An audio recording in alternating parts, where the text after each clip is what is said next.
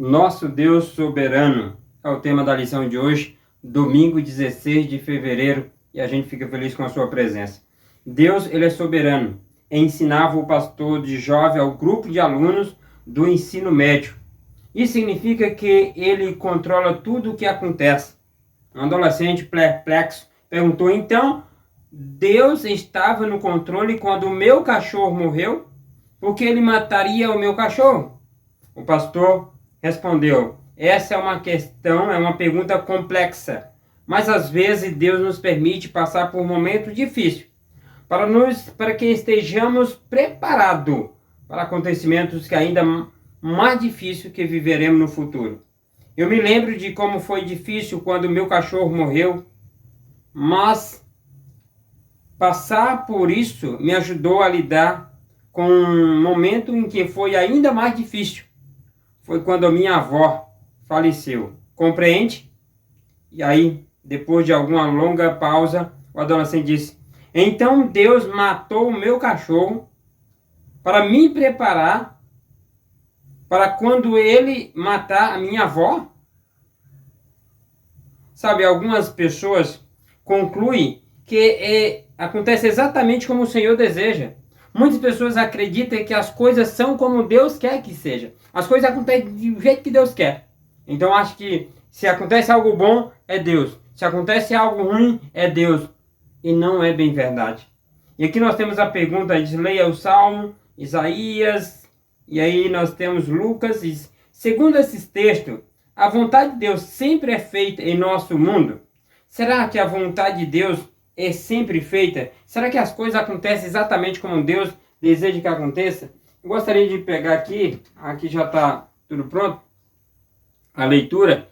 Aqui, por exemplo, o Salmo 81, verso 14, aliás, 11 a 14.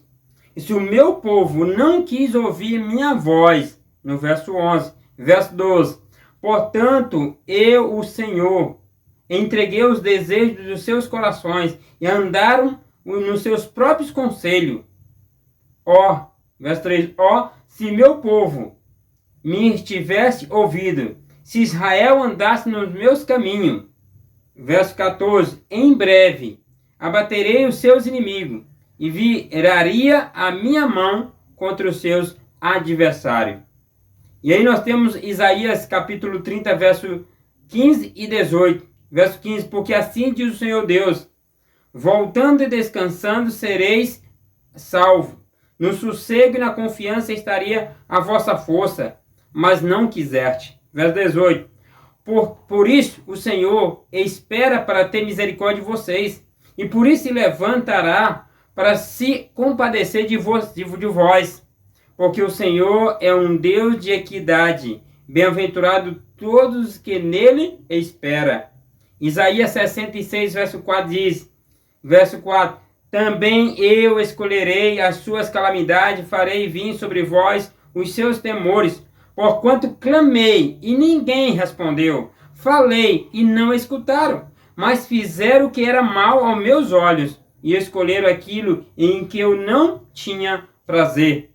Lucas capítulo 13, verso 34, diz o seguinte, Jerusalém, Jerusalém, que mata os profetas, apredejos que nele são enviados. Quantas vezes eu quis ajudar os seus filhinhos, como a galinha aos seus pintos debaixo das asas, e não o quiseste?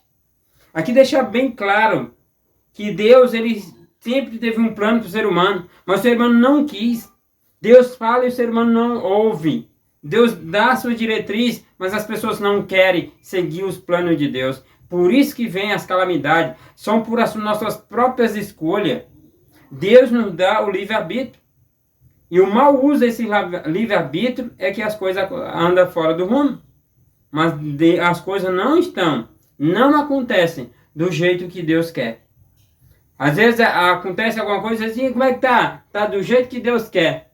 E muitas das vezes, quase 100% das vezes, não é como Deus quer. Deus quer que tenhamos uma vida boa, que andemos nos seus caminhos. Deus quer que nós o agrademos através das nossas ações. Deus gostaria de fazer muitas coisas boas para as pessoas, mas quando elas têm que decidir, acabam fazendo suas próprias vontades deixando Deus de lado. É isso que acontece. Muitos creem que Deus faz tudo o que deseja, mas o que lemos na palavra de Deus e vemos no mundo é o contrário. A vontade divina nem sempre é feita, e daí surge o problema da violência, atrito familiar, abandono da fé e outras atitudes. Por exemplo, um exemplo disso aconteceu com um povo de Israel, que não escutou Deus, fez as suas próprias vontades, escolheu amargar suas consequências na sua história e na história do povo. E assim, de maneira coletiva e também individual. Peçamos, pois, a Deus que nos ajude a escutar a sua voz, fazer a vontade dele em nossa vida e buscar todos os dias a santificação através do Espírito Santo de Deus em nossa vida. Aqui, por exemplo, conta a história de uma irmã de fé, que estava fazendo o culto do pôr do sol juntamente com seu esposo e a filha pequena, quando bateram na porta, e ela foi lá, e o marido foi lá ver, era um homem armado, o qual atirou contra aquele homem morreu. Aquela mulher ficou indignada. Ela disse, por que Deus permitiu que isso acontecesse? Ela acusou Deus de ter matado o seu esposo. E acontece, ela abandona a fé. 5 anos depois, ela reconheceu que estava errada, que Deus não tinha matado o seu esposo. O pastor perguntou para ela, o pastor visitando ela perguntou para o pastor, aonde Deus estava quando o meu esposo foi assassinado? Esse no mesmo lugar onde ele estava quando o seu filho morreu na cruz por todos nós. E ela entendeu o amor de Deus, ela entendeu que Deus está à frente de tudo e que Deus, nem tudo que acontece nesse mundo é a vontade de Deus. Deus permite, mas não é a vontade dele. Assim como muitas das vezes, nós que temos filhos, permitimos que nossos filhos passem por algumas situações difíceis, exatamente para que eles possam aprender. Mas não é nossa vontade. Não é nossa vontade que nosso filho se machuque, que nosso filho faz coisa errada. Entende? Então, muitas das vezes, eles fazem as coisas erradas por desobediência. E muitas vezes, a nossas atitudes faz com que nós colhemos aquilo que realmente plantemos. Então, que nós tenhamos um coração mais puro, mais voltado para a vontade de Deus. Que possamos aprender qual é a perfeita e boa vontade de Deus para a nossa vida e buscamos viver. Amanhã, nós faremos para Pantocrator.